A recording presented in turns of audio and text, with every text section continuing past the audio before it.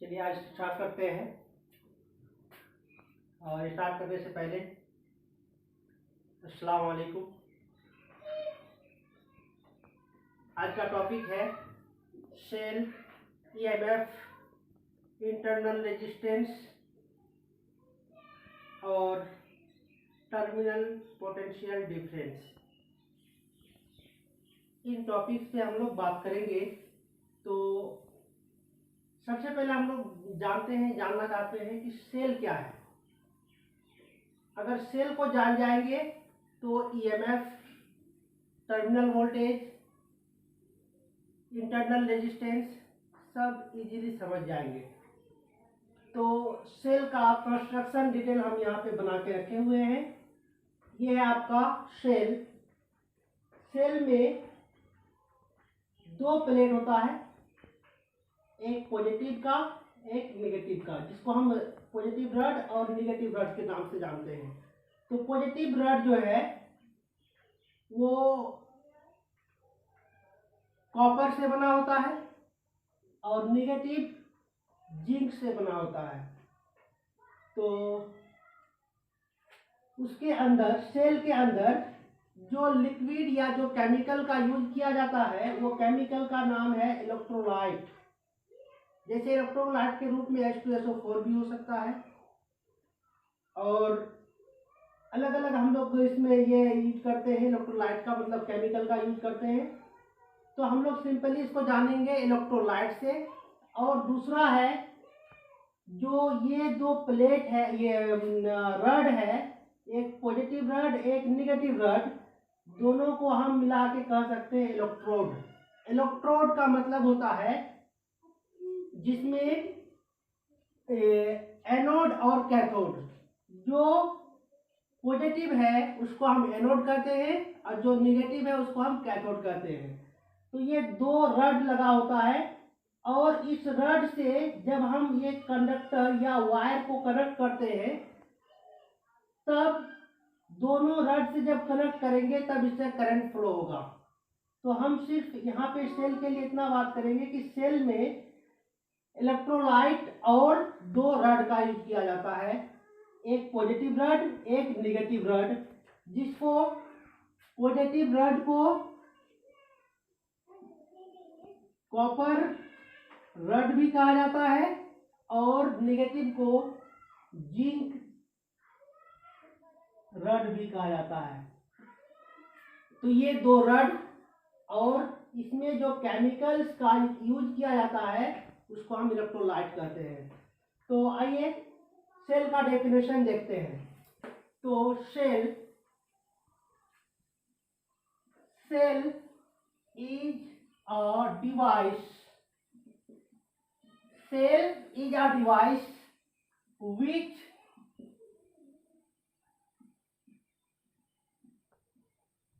produced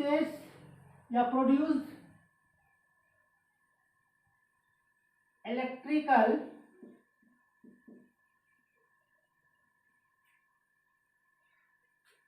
current या electric current.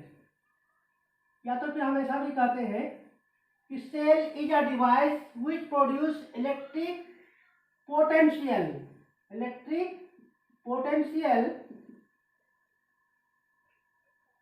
to maintain the current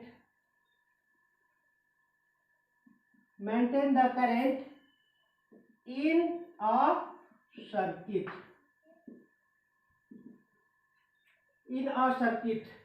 cell एक device है जो प्रोड्यूस करता है इलेक्ट्रिक पोटेंशियल, मतलब इलेक्ट्रिकल वोल्ट या voltage, to maintain the current in a circuit. किसी सर्किट में करंट को मेंटेन करने के लिए जो पोटेंशियल अप्लाई करता है सेल, ये डिवाइस, उसी को हम सेल कहते हैं। तो सेल का सिंबल होता है एक पॉजिटिव एक नेगेटिव, दो टर्मिनल होता है जिसका नाम ए और बी के नाम से जानते हैं। अब अगला पार्ट है ईएमएफ। EMF, इसका फुल फॉर्म होता है electro motive force. Electromotive force, electro means electric charge या इलेक्ट्रिसिटी, मोटिव मीन्स मोटिवेशन, और फोर्स को आप जानते हैं बल। किसी चार्ज को आगे बढ़ने में जो मोटिवेट करता है उसी को हम इलेक्ट्रोमोटिव फोर्स कहते हैं। तो इलेक्ट्रोमोटिव फोर्स का डेफिनेशन है the potential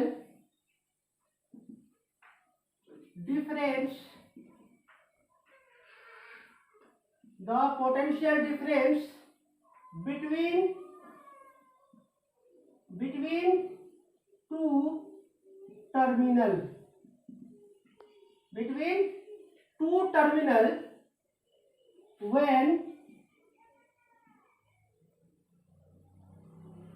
when circuit is open,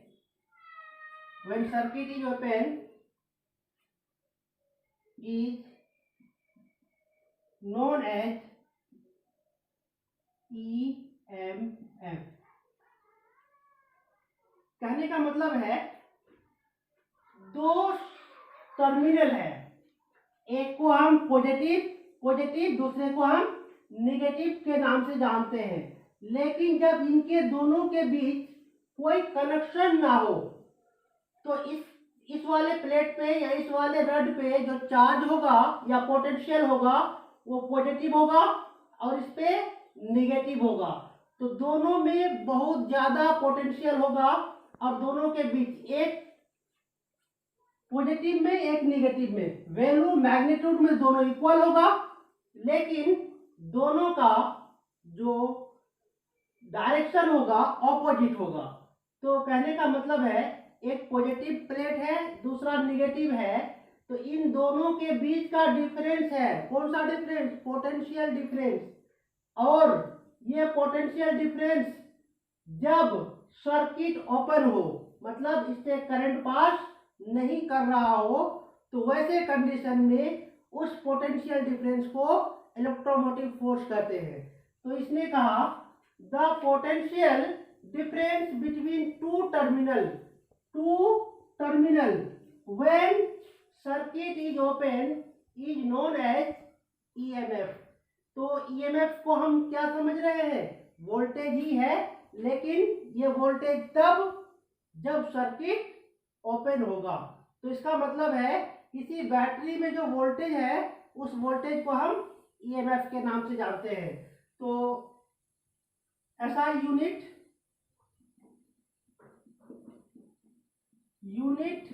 of EMF, आप सबसे पहले वोल्टेज का भी पढ़े हुए थे, तो वोल्टेज का क्या होता है? जूल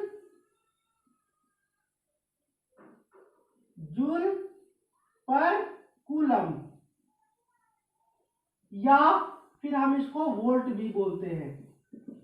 तो आपने क्या देखा? ऐसा यूनिट ऑफ EMF जूल पर कूलम होता है या फिर वोल्ट। आपको पता है पोटेंशियल डिफरेंस का यूनिट ये है, ऐसा यूनिट भी वोल्ट ही होता है। अब अगला पॉइंट है आपका जो इंटरनल रेजिस्टेंस पे जाता है। Internal resistance of the cell, internal resistance of the cell. तो अगर सेल नहीं लगा होता तो मेरा डेफिनेशन होता, मान लेते हैं इंटरनल रेजिस्टेंस और उस जगह पे सेल नहीं होता, तब मेरा डेफिनेशन होता the resistance offered by the conductor is known as internal resistance of conductor या मटेरियल। कहने का मतलब है कोई भी कंडक्टर है जिसका एक अपना रेजिस्टेंस भी होता है। तो जैसे आयरन है, आयरन की कंडक्टिविटी गोल्ड या सिल्वर से कुछ कम होता है, कम नहीं बहुत कम होता है। तो जो दोनों में कंडक्टिविटी में डिफरेंस है, किस कारण से है? आपको पता है कि दोनों की कंडक्टिविटी में डिफरेंस अगर है तो वो रेजिस्टेंस की वजह से है। जिसका रेजिस्टेंस हाई होगा उसकी कंडक्टिविटी कम होगी, जिसका रेजिस्टेंस कम होगा उसकी कंडक्टिविटी हाई होगी। तो पता ये चला कि जितना भी कंडक्टर है सभी में खुद का भी रेजिस्टेंस होता है, लेकिन अगर वो रेजिस्टेंस कंडक्टर का है तो उसको हम इंटरनल रेजिस्टेंस बोलते हैं। अगर हम उसको अप्लाई करते हैं अलग से तो उसको हम एक्सटर्नल रेजिस्टेंस बोलते हैं। तो मेरा internal resistance of the cell की बात कर रहा, सेल का इंटरनल रेजिस्टेंस। तो सेल का इंटरनल रेजिस्टेंस क्या होता है? The resistance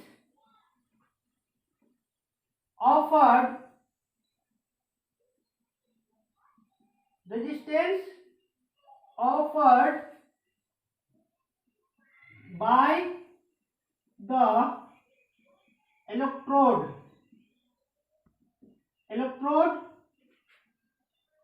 and electrolyte. The resistance offered by the electrode and electrolyte of the cell is known as internal resistance of the cell।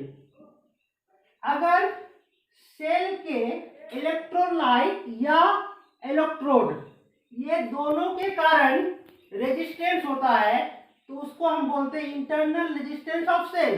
अगर किसी कंडक्टर के कारण रेजिस्टेंस होता तो इंटरनल रेजिस्टेंस ऑफ कंडक्टर। अगर किसी पार्टिकुलर ऑब्जेक्ट की बात कर रहा है तो उसके अकॉर्डिंग उसका रेजिस्टेंस होगा। लेकिन इंटरनल रेजिस्टेंस के बारे में हम कहते हैं कि कोई कंडक्टर का हो सकता है, कोई सेल का हो सकता है, और भी अलग अलग अप्लायंसेस का हो सकता है। तो इंटरनल रेजिस्टेंस जो कि उसमें पहले से मौजूद है वो है इंटरनल रेजिस्टेंस। इलेक्ट्रोलाइट को पहले से यूज किया हुआ है, इलेक्ट्रोड को भी, मतलब दोनों रॉड को भी पहले से यूज किया हुआ है, तो वो इंटरनल रेजिस्टेंस हुआ। अगर हम अलग से किसी रेजिस्टर को यूज करेंगे तो वो एक्सटर्नल रेजिस्टर होगा। अब आते हैं इसी से मिलता जुलता एक अगला पार्ट जिसको हम बोलते हैं terminal potential difference. Terminal potential difference, तो हम इसी को इरेज करते हैं। अब जो है इलेक्ट्रोमोटिव फोर्स और टर्मिनल पोटेंशियल डिफरेंस के बीच रिलेशन देखेंगे कि दोनों में क्या डिफरेंस या क्या इक्वलिटी होता है। तो इंटरनल रेजिस्टेंस को हम इरेज कर रहे हैं।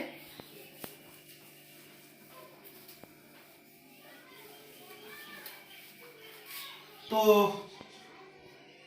नेक्स्ट है terminal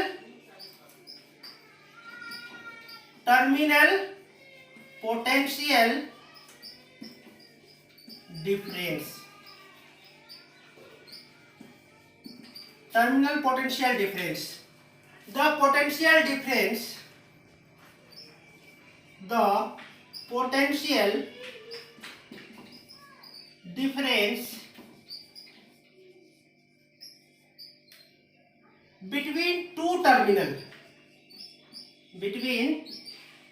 two terminal the potential difference between two terminal when circuit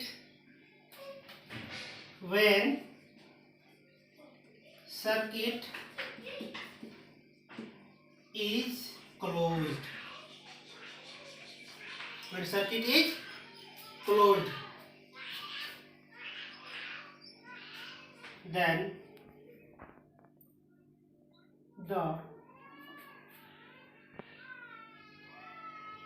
closed, then